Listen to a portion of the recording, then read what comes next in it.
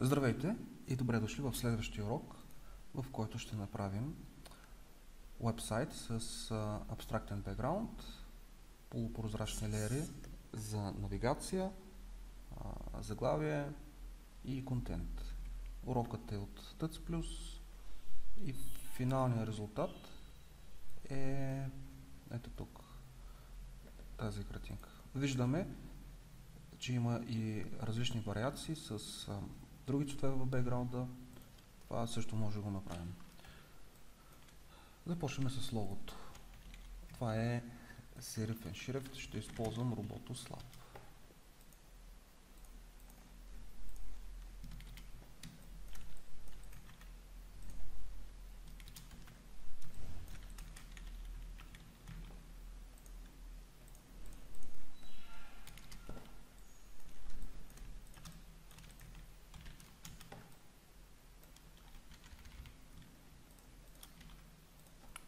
Групирам го в папка лого.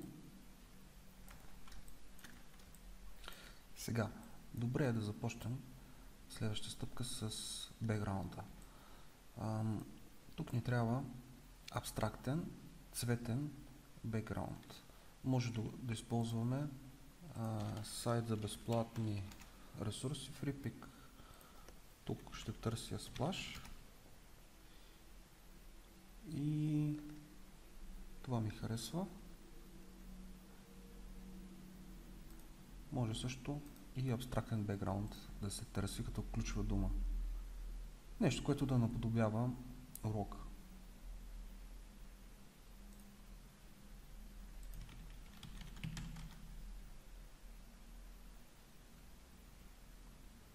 Това също е интересно. Да. Ще взема ето този бекграунд.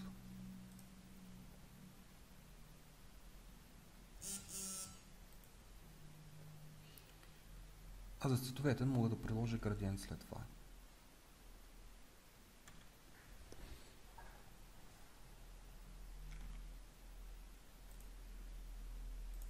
Отварям го с Illustrator. Това е по-стара версия на Adobe Illustrator, така че е възможно да не излезе всичко както трябва, ако е на по-нова версия правилно. В случая добре.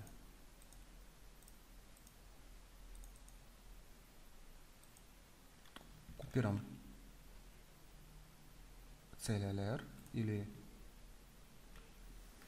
в случай не ми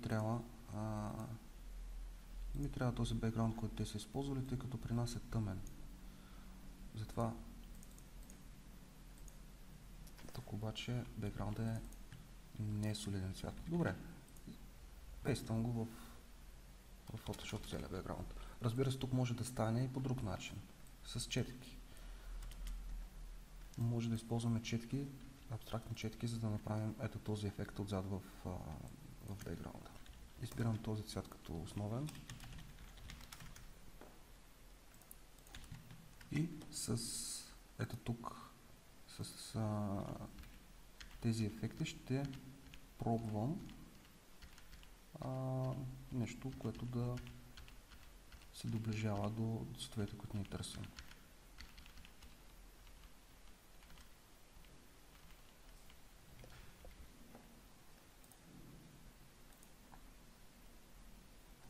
Добре, оставим го така.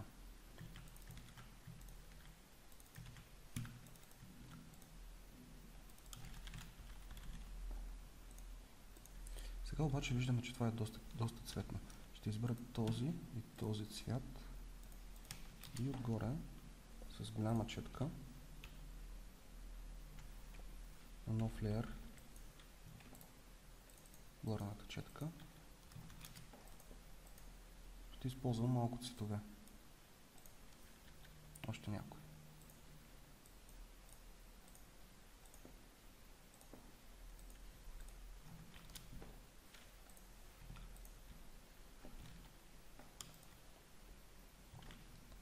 Мържвам трите бръш тула и отново ще пробвам с някой ефект, който да попие цвета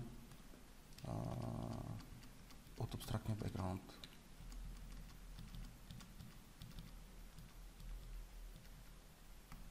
Да, скрин го оставям.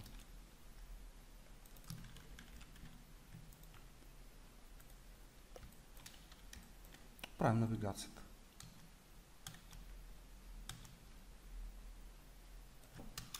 Това е прозрачен леер. Оставям го на нова фил. И имаме съвсем тънък строк. 1 пиксел бяло с 10 opacity.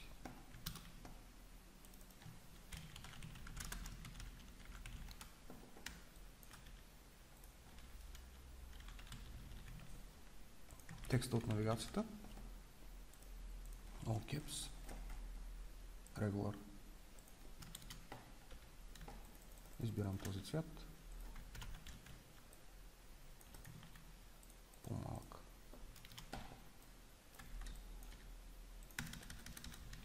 Подравнявам го вляво.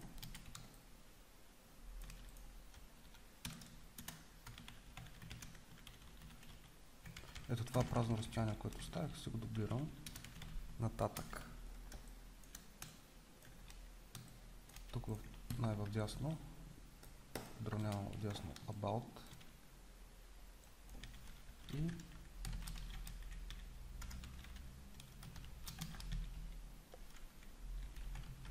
Contact. Добре, ето е навигацията. Сега. Тук ще си дублирам същия леер. Той обаче е черен.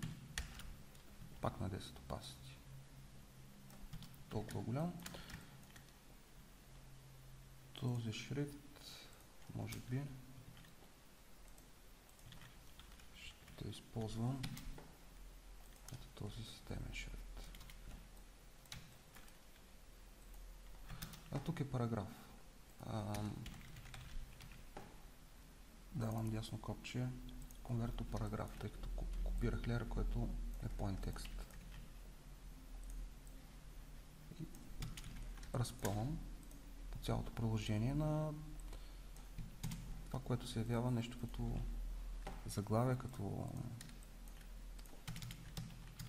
заглавяне на страницата, да.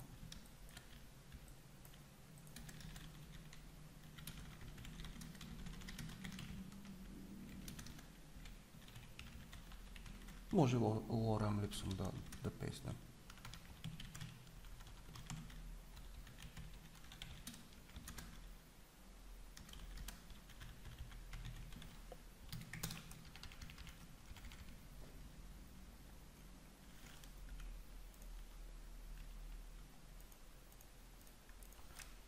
Това вече се казва Heading Background.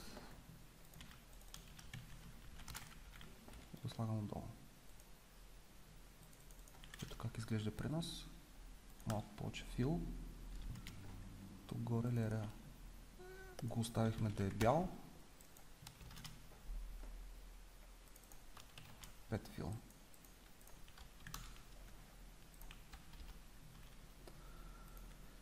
Сега имам това, което до момента сме направили, като четвърти урок.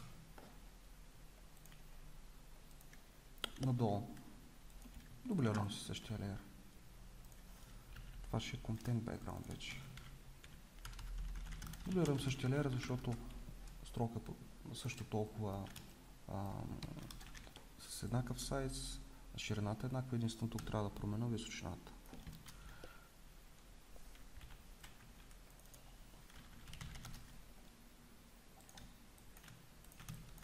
Заглавието няма нужда вече да е параграф.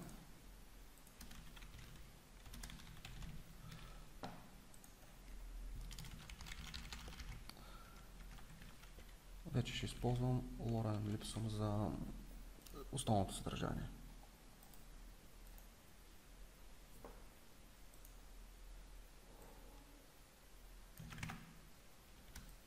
Този параграф от текст. Вече ще сложа Arial на 12 пиксела. Font size, one height, ще го направя 18.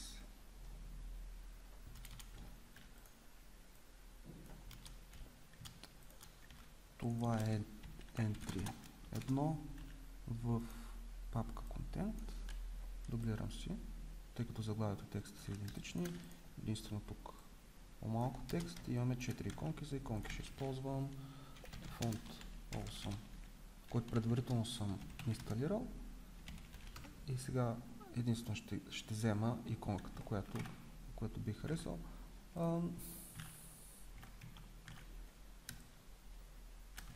Ще ги направя социални тия иконки.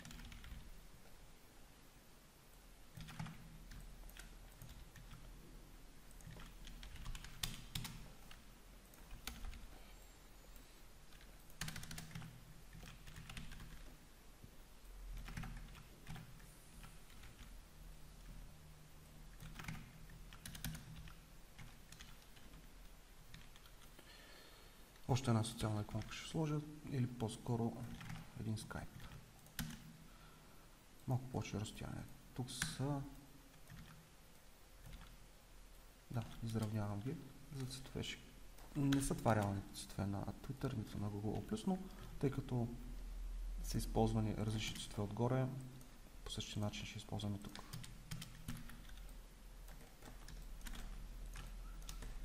И последната колонка е Recent Work.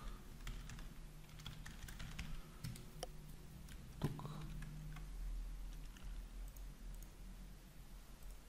това е Entry 2, или може да си го кръстим с самото име, т.е. това да е Slick Design, после... и това трябва да го променя. Tutorials.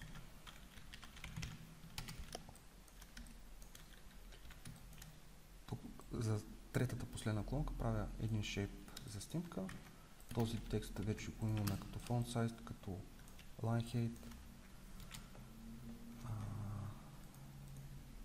Да.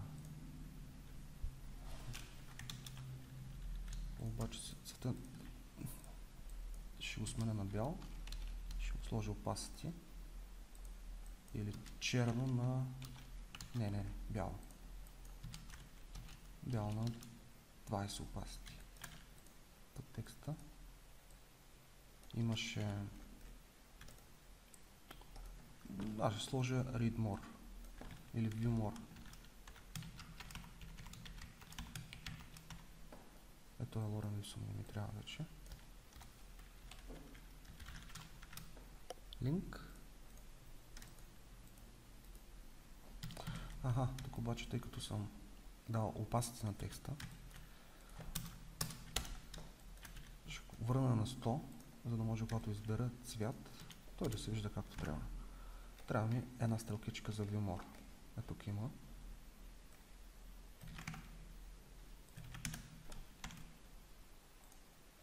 Font Awesome.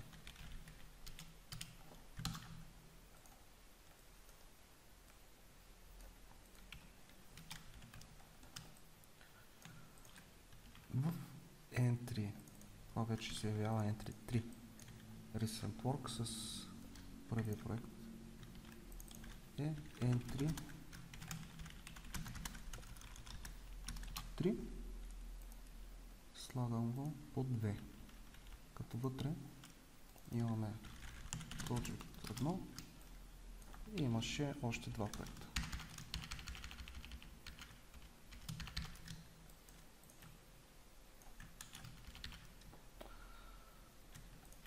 Тук ще сложа малко повече фил, за да има контраст между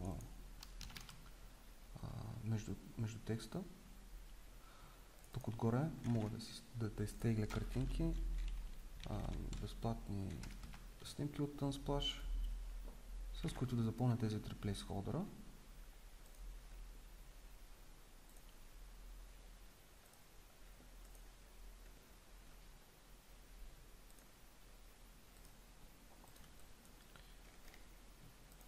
И тук най-отдолу имам един сепаратор,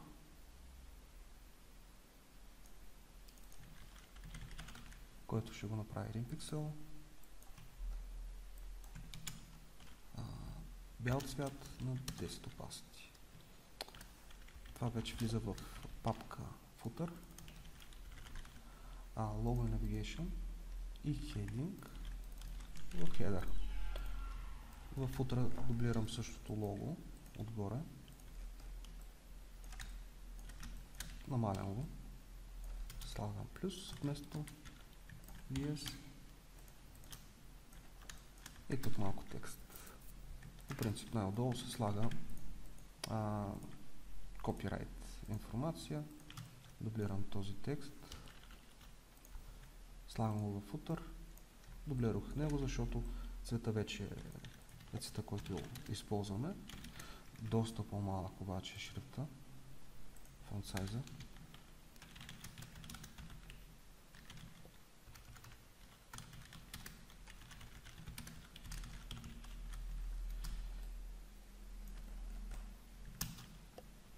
Добре.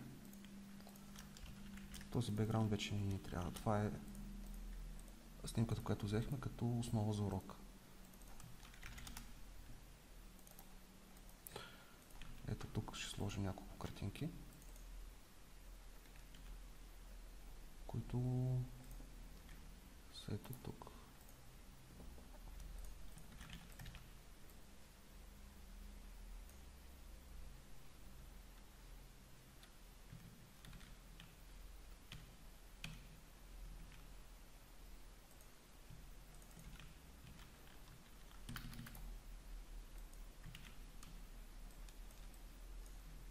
Доста големи са, конвертира ги като Smart Object, за да може после, ако искам да ги увелича, да не се загуби качеството.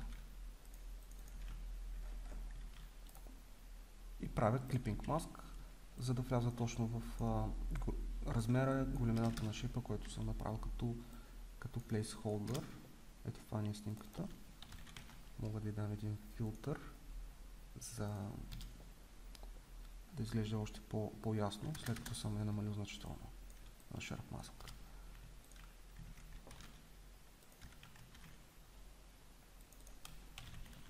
Това е image. Правя на Smart Object. Слагам малко филтър за Sharp Mask. Отдолу е placeholder, нещо, което ще вземе снимката. И ресайзвам. Като правя този трансформ, държа Shift, за да се преразмерява пропорционално. Т.е. ето тук да са еднакви стойностите. И да не изглежда на снимката странно, когато се намали.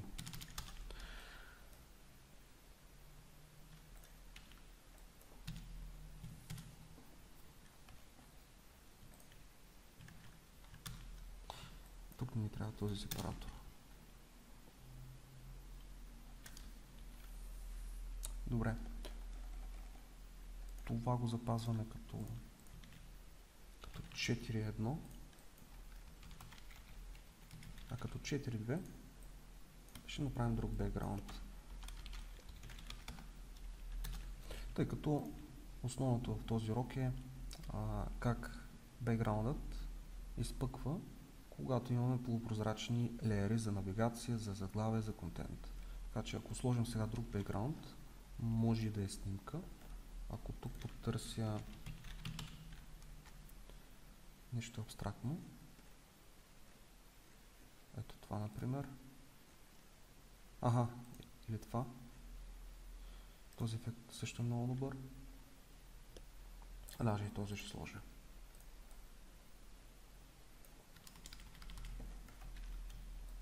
Слагайки друга картинка в бекграунда, ефектът се запазва. Специално за тази картинка може да бърна още малко. Да. И получаваме съвсем различен вид, използвайки просто една друга картинка като бекграунд. Това беше в този урок. Надявам се да е бил полезен.